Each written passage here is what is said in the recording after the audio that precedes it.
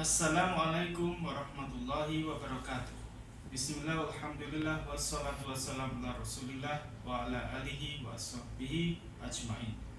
Allahumma anfa'na bima 'allamtana wa alimna ma yanfa'una wa zidna ilma. Pada pertemuan kedua mata kuliah Politik Luar Negeri Indonesia, kita akan membahas CPMK kedua, yaitu teman-teman mahasiswa mampu mengilustrasikan macam-macam pendekatan kebijakan luar negeri menggunakan konsep politik luar negeri. Kita berlanjut ke definisi dari politik luar negeri, adalah kumpulan dari seluruh kebijakan suatu negara yang bertujuan untuk mencapai kepentingan nasional.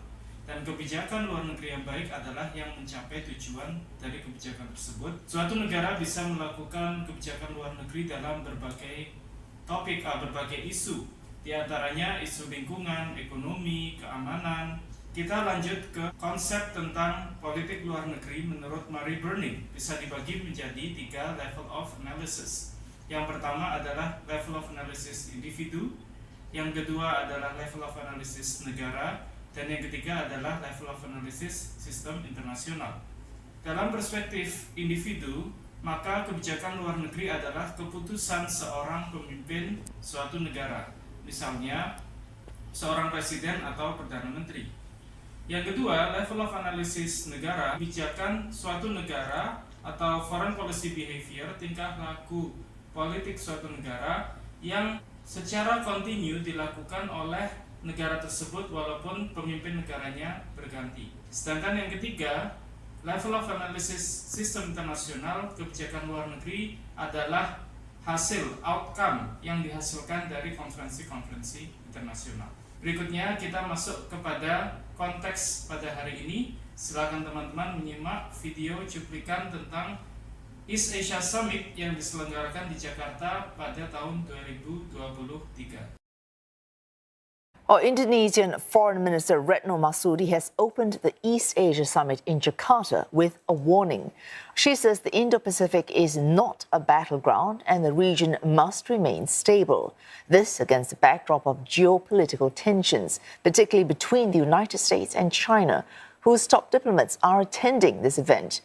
Kehadiran Anda di ASEAN Meeting dan di Post Ministry Conference adalah untuk mencari penyelesaian masalah-masalah kawasan terhadap masalah-masalah dunia, bukan justru sebaliknya, apalagi sampai memperuncing masalah. This week's ASEAN Foreign Ministers Summit has seen pledges of support from the United States, China, and Russia. But the event has also become a stage for indirect confrontation between the rivals. We share a vision of an Indo-Pacific that is free, open, prosperous, secure, connected, and resilient. And what does that mean? That means a region where countries are free to choose their own path and their own partners, where problems are dealt with openly.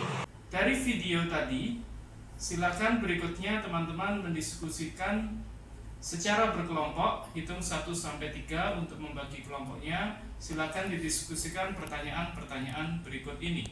Identifikasi dari level individu, bagaimana seorang Presiden Joko Widodo mencapai tujuan dari kebijakan luar negeri Indonesia pada pertemuan tersebut. Identifikasi kepentingan nasional negara-negara yang terlibat dalam East Asia Summit. Setiap kelompok bisa memilih negara tertentu. Bagaimana outcome atau hasil yang dihasilkan dari East Asia Summit? Kita berlanjut setelah sesi ini ke penugasan terstruktur. Buatlah research paper yang akan dipresentasikan minggu depan tentang hubungan tingkah laku politik suatu negara dengan konsep geopolitik dan konsep geostrategi negara tersebut. Jangan lupa menambahkan studi kasus bagaimana faktor geopolitik dan geostrategi Indonesia mempengaruhi tingkah laku politik luar negerinya, dan berikan satu kasus kontemporer untuk dianalisis menggunakan konsep geopolitik, geostrategi, dan hubungkan dengan foreign policy behavior. Kita lanjut kepada pertemuan berikutnya minggu depan. Terima kasih setelah menonton video ini, mudah-mudahan menjadi ilmu yang bermanfaat. Wassalamualaikum warahmatullahi wabarakatuh.